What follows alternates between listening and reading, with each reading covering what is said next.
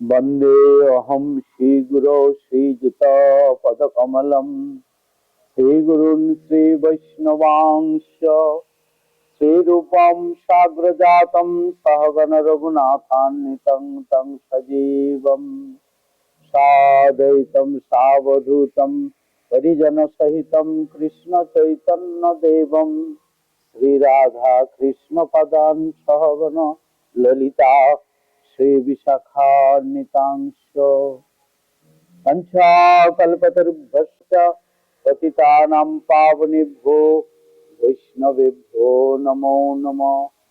श्री कृष्ण चैतन्य प्रभु नित्यानंद श्री अद्वैत गदाधर शिवासादि गौर भक्त वृंद। हरे कृष्ण कृष्ण कृष्ण हरे हरे, हरे राम राम राम हरे हरे।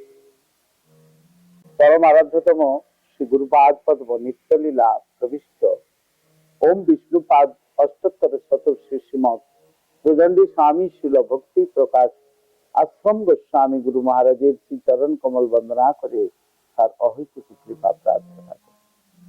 रूपानुग गुरुवर्गের अहितुकी कृपा प्रभावे पुनराय आज আমরা মহাভারত সেমিনারে যোগদান করেছি।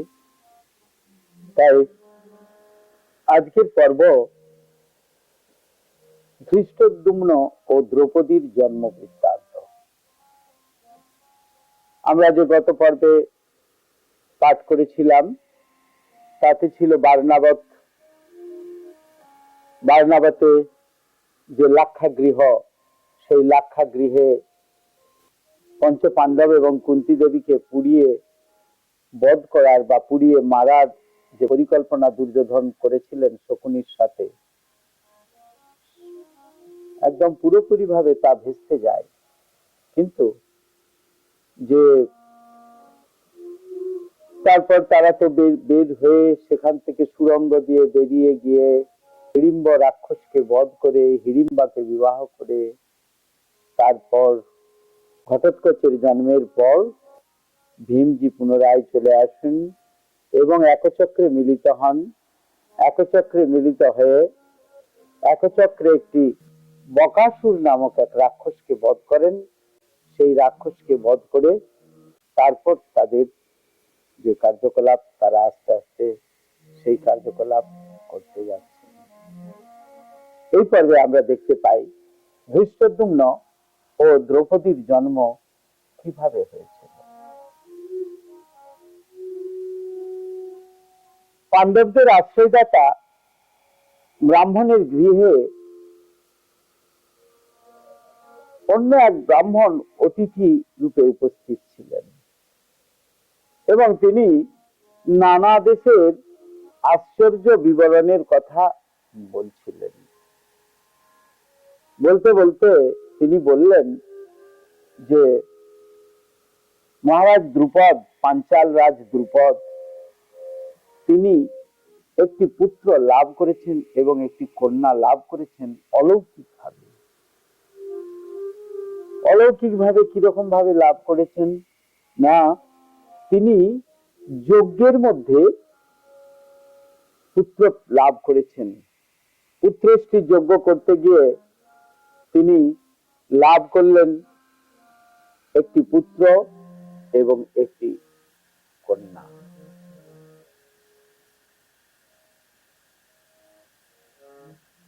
যখন দ্রুপদ মহিষীকে ডেকে বললেন, জাজ, ব্রাহ্মণ জাজ, যে তুমি এসো, হে রাজ্ঞী তুমি এসো, যজ্ঞস্থলিতে বসো। তখন তিনি বললেন, আমার এখনো সম্পূর্ণ সাজগোজ হয় নাই বা নিজ অঙ্গসজ্জা হয় নাই, কিন্তু সময় চলে যাবে, সবকিছুরই তো একটা সময় আছে, সেই সময় চলে যাবে।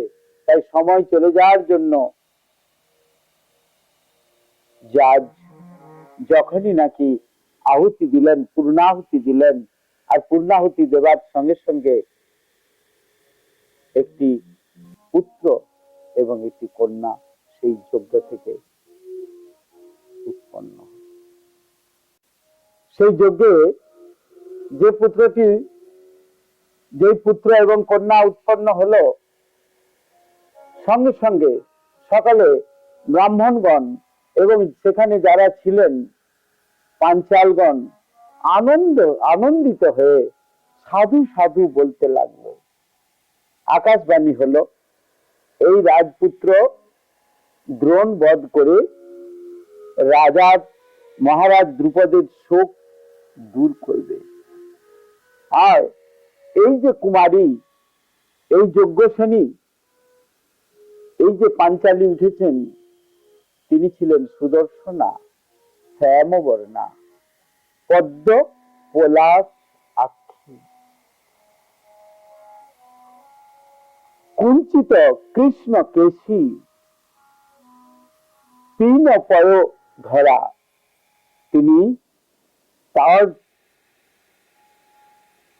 তিনি ছিলেন নীলোৎপল্লা। তার সৌরভ এক ক্রোশ দূর পর্যন্ত অনুভূত হতে থাকলো। তখন আকাশবাণী হলো, সর্বনারীর শ্রেষ্ঠা এই কৃষ্ণা হতে ক্ষত্রিয় ক্ষয় এবং এই যে কুরুবংশের মহাভয় উপস্থিত হবে, এই এনার জন্য।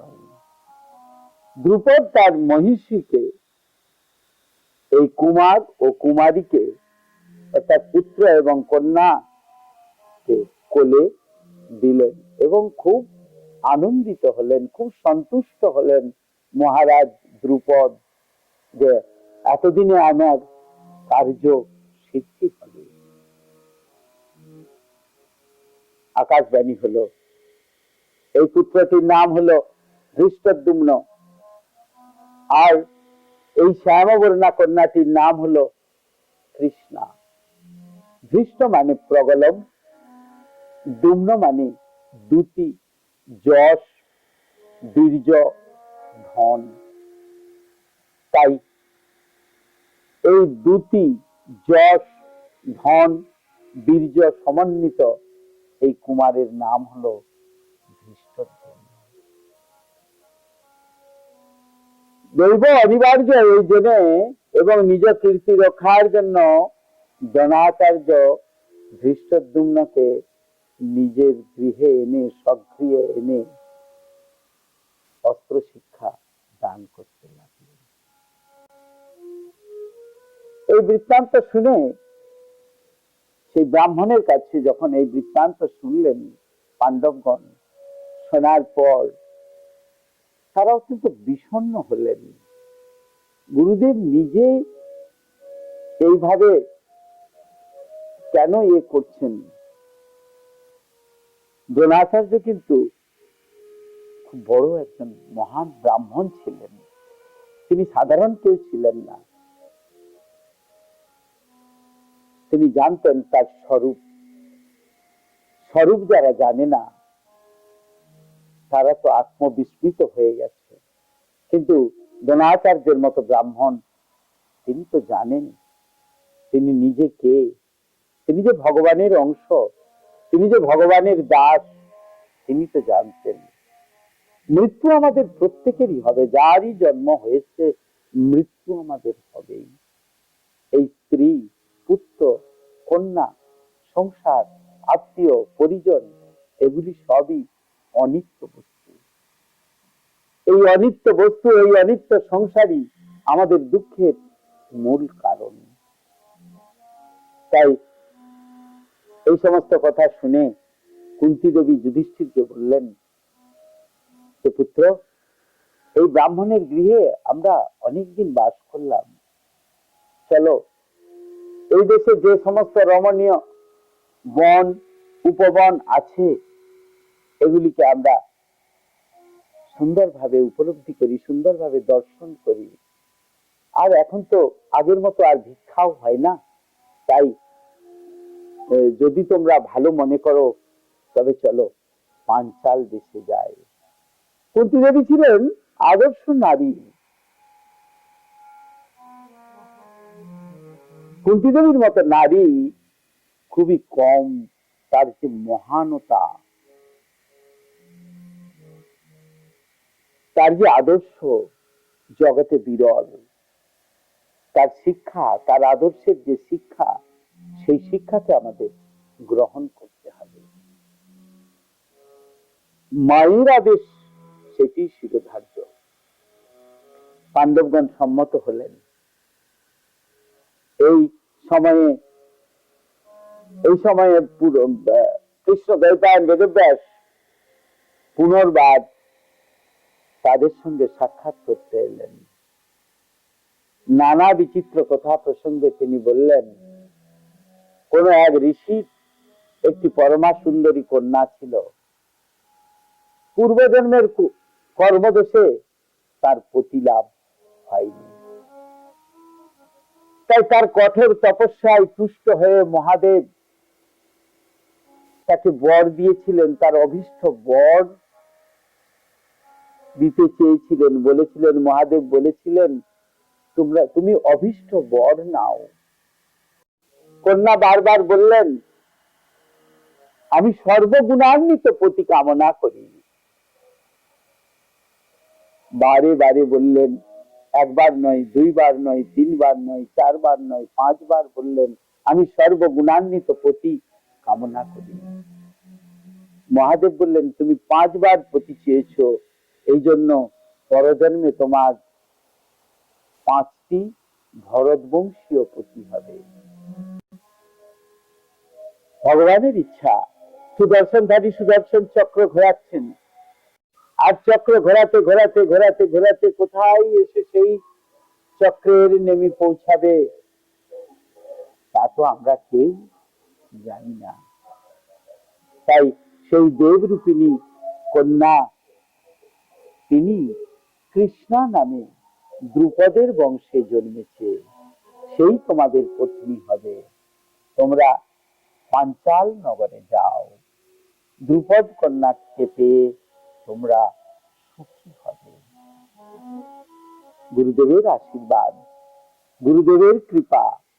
গুরু ছাড়া তো কেউ আমাদের কৃপা করতে পারেন না, গুরু ছাড়া আমাদের পথ কেউ দেখাতে পারেন না। ব্যাসদেব হলেন, তিনি হলেন আদি গুরু। তাই তিনি পাণ্ডবগণকে খুব সুন্দরভাবে উপদেশ দিলেন, আর সেই উপদেশ লাভ করে পাণ্ডবরা পাঞ্চাল দেশে যাত্রা করতে লাগলেন। এক অহরাত্র পরে তারা একটি তীর্থে, অর্থাৎ সমাশ্রয়ম নামক তীর্থে গঙ্গা তীরে এলেন। অর্জুন একটি কাঠের মধ্যে তীর বিদ্ধ করলেন, আর তীর বিদ্ধ করে সেই কাঠটি আগুন জ্বলে উঠল। সেই অর্জুন পথ দেখাবার জন্য, অন্ধকারে পথ দেখাবার জন্য সেই কাঠটি, জ্বলন্ত কাঠ নিয়ে আগে আগে চলতে লাগলেন। এইভাবে অনেক অনেক লীলা, অনেক অনেক কথা আমরা দেখতে পাই যে মহাভারতে আছে। এমনি এমনি বলতেন আমার গুরুদেব, যা যা নাই ভারতে তা আছে মহাভারতে। তাই আপনারা সকলেই জানবেন যে মহাভারতের শিক্ষা অত্যন্ত সুন্দর। মহাভারত আমাদেরকে পথ দেখিয়ে নিয়ে যেতে পারেন। মহাভারতের মধ্যে সমস্ত শিক্ষা আমরা লাভ করতে পারি। মহাভারতের মধ্যে শিক্ষা আছে কি করে আমরা সংসার চালাবো, কি করে আমরা জীবনযাত্রা পরিচালনা করব, কি করে আমরা সংসার নির্বাহ করব, কি করে আমরা রাজ্যের বা রাষ্ট্রের সঙ্গে চলতে পারবো। সেখানে সমাজনীতি, সংসার নীতি, রাজনীতি, সমস্ত শিক্ষা সেইখানে বর্ণনা করা আছে। তাই সকলে এই সমস্ত কথাগুলি শুনবেন, শুনে ভালো করে ভগবানের ভজনা করবেন। সব কিছু কৃষ্ণের খেলা, কৃষ্ণের লীলা। এই জগৎটাই কৃষ্ণের লীলার ভূমিকা। কৃষ্ণ লীলা করছেন, তার দুটি অস্ত্র আমরা দেখতে পাই। তিনি তিনি যে বলেছেন বারে বারে, যদা যদা হি ধর্মস্য গ্লানির্ভবতি ভারত অভ্যুত্থানম অধর্মস্য তদাত্মানম সৃজাম্যহম পরিত্রাণায় সাধুনাম বিনাশায় চ দুষ্কৃতম ধর্ম সংস্থাপনার্থায় সম্ভবামি যুগে যুগে। কি বলেছেন মহাজনগণ? বলছেন, কি কহিব শত শত তুয়া অবতার, কি কহিব শত শত তুয়া অবতার। ভগবানের কত অবতার, তিনি কত রকম ভাবে অবতীর্ণ হয়েছেন। তিনি কখনো জলচর প্রাণী রূপে অবতীর্ণ হয়েছেন, কখনো উভচর প্রাণী রূপে অবতীর্ণ হয়েছেন, কখনো তিনি মনুষ্য রূপে অবতীর্ণ হয়েছেন। তার মধ্যে নরলীলাই হলো শ্রেষ্ঠ লীলা। তাই সকলে আমরা সেই মহাভারতের শিক্ষাকে গ্রহণ করে, পাণ্ডবগণের শিক্ষাকে গ্রহণ করে আমাদের জীবনকে পরিচালনা করতে হবে। হরে কৃষ্ণ কৃষ্ণ কৃষ্ণ হরে হরে, হরে রাম রাম রাম হরে হরে।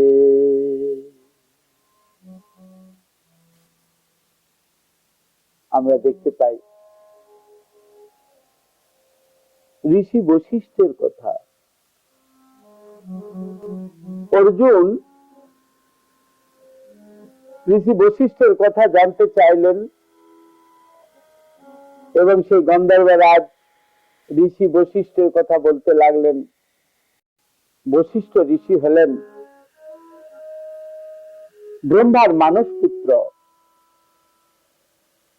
সতী সাধ্বী অরুন্ধতীর পতি এবং ইক্ষ্বাকু কুলের পুরোহিত ঋষি বশিষ্ঠ। ঋষি বশিষ্ঠের তপবনটি অত্যন্ত সুন্দর ছিল। তিনি সেখানে তপস্যা করতেন। সেই তপবনে তিনি তত্ত্বজ্ঞ পুরুষ, তিনি তত্ত্বদ্রষ্টা পুরুষ। ভগবান শ্রী রামচন্দ্রের সময়ে আমরা দেখেছি ঋষি বশিষ্ঠের আজ্ঞা অনুসারে চলতেন তারা। মহারাজ দশরথ বা অন্যান্য তাদের পূর্ব যে রাজা ছিলেন, সেই বংশধরগণ তারা সকলেই ঋষি বশিষ্ঠের কথা শ্রবণ করে তারা কার্য করতেন। আর সেই সময় ব্রাহ্মণের আদেশ ব্যতীত অন্য কোনো কাজই করতেন না। অর্জুন যখন ঋষি বশিষ্ঠের কথা জানতে চাইলেন, অর্জুন জানতে চাইলেন যে ঋষি বিশ্বামিত্রের সঙ্গে তার কেন এত বিবাদ হয়েছিল। ঋষি বিশ্বামিত্রই বা কে? ঋষি বিশ্বামিত্র ছিলেন কান্যকুব্জ রাজ্যের রাজা। তিনি কুশিকের পুত্র গাধী এবং তার পুত্র বিশ্বামিত্র। এক সময় সেই বিশ্বামিত্র যখন রাজা ছিলেন, তখন তিনি মৃগয়া করতে গিয়েছিলেন। আর মৃগয়া গিয়ে তিনি পিপাসিত হয়ে ঋষি বশিষ্ঠের আশ্রমে এলেন। সেই আশ্রমটি অত্যন্ত সাজানো গোজানো। আশ্রম তেমনি সাজানো গোজানো হয়। আশ্রম মানে সেখানে শুধু শান্তির বাতাবরণ, মঠ মন্দির মানে সেখানে শুধু শান্তির বাতাবরণ। সেখানে কোনো কোলাহল থাকে না, সেখানে কোনো গ্রাম্য কথা থাকে না।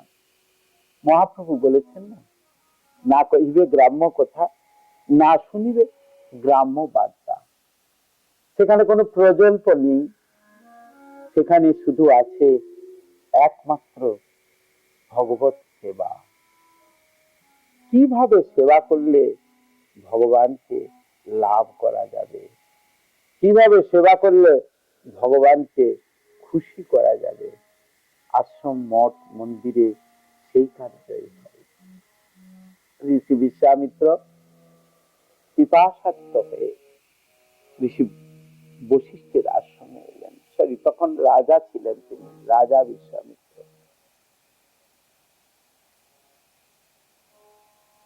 ঋষি বশিষ্ঠ চিন্তা করলেন যে রাজামশাই এসেছেন মধ্যাহ্নে এবং তার অনেক সৈন্য সামন্ত এসেছেন, তাদের আপ্যায়ন করতে হবে, তাদের সৎকার করতে হবে। তাই তার সৎকারের নিমিত্ত ঋষি বশিষ্ঠ তার গৃহে, তার আশ্রমে যে নন্দিনী নামে যে এক কামধেনু ছিলেন, তাই কামধেনু নন্দিনীকে বললেন, এই রাজাকে সন্তুষ্ট করব, তুমি রাজভোগ দাও আমায়, আমার এগুলি প্রয়োজন, তুমি এই আমার যা প্রয়োজন তাই দাও। তপস্যার বেলে তিনি সেই নন্দিনী নামক কামধেনুকে লাভ করেছিলেন। নন্দিনী সঙ্গে সঙ্গে ধুমায়মান অন্ন রাশি, সুপ অর্থাৎ ডাল, দধি, ঘৃত, মিষ্টান্ন, সবজি, সমস্ত কিছু একদম রাজা যেগুলি সেবা করতেন সমস্ত তার ভক্ষ ও পেয় এবং বিভিন্ন রত্ন ও বসন উৎপন্ন করলেন। ঋষি বশিষ্ঠ তা দিয়ে রাজা বিশ্বামিত্রের সৎকার করতে লাগলেন। সৎকার করছেন, নন্দিনীর মনোহর আকৃতি দেখে বিস্মিত হয়ে বিশ্বামিত্র ঋষি বশিষ্ঠকে বললেন যে আপনি কিভাবে এই এত অতিথি সৎকার করলেন, যা আপনি আমাদের সেবা করিয়েছেন, আমরা জীবনে, আমি এত বড় রাজা হয়েও, আমি এত বড় রাজ্যের রাজা হয়েও এই সমস্ত খাবার কোনোদিন খাই নাই। ঋষি বশিষ্ঠ বললেন, দেখুন আমি তো ব্রাহ্মণ, আমি দরিদ্র ব্রাহ্মণ, আমার আপনাকে রাজভোগ দেওয়ার মতো কোনো ক্ষমতাই, যা কিছু দেখছেন এই যে কামধেনু নন্দিনী, এই নন্দিনীর করুণা। বললেন আপনাকে আমি বহু রত্ন ও বসন এবং আমি নানান রকম আপনাকে আমি দিতে চাইছি, 10 কোটি গাভী দিতে চাইছি, আপনি আমাকে ওই নন্দিনী নামক কামধেনুকে দান করুন।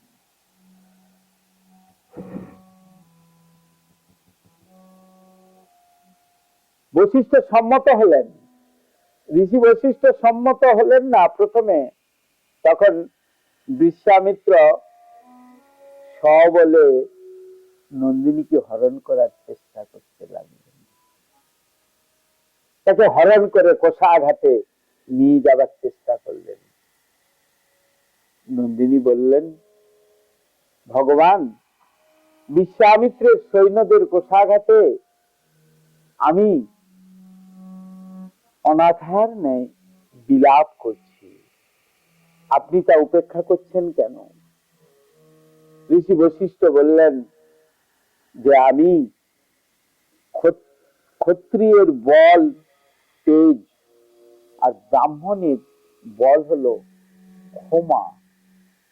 আমরা দুটো জিনিস নিয়ে এই জগতে বেঁচে আছি, ব্রাহ্মণ বল, দয়া আর ক্ষমা।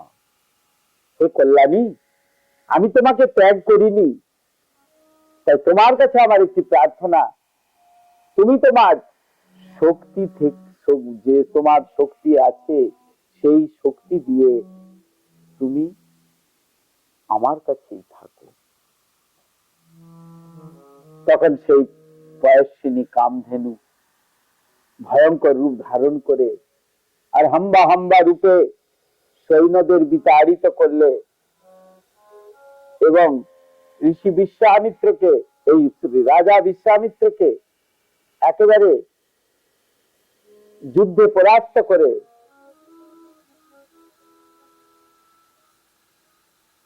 করলে তার বিভিন্ন অঙ্গ থেকে পল্লব, দ্রবিড়, শক, যবন, শবর, পৌন্ড্র, কিরাত, সিংহল, বর্বর, বশ, খস, পুলিন্দ, চীন, হুন, কেবল ম্লেচ্ছ প্রভৃতি সৈন্য উৎপন্ন হয়ে বিশ্বামিত্রের সৈন্য সকলকে বধ না করে কেউ তারা পরাজিত করলেন। বিশ্বামিত্র ক্রুদ্ধ হয়ে বশিষ্ঠের প্রতি বিবিধ স্বর বর্ষণ করতে লাগলেন, কিন্তু ঋষি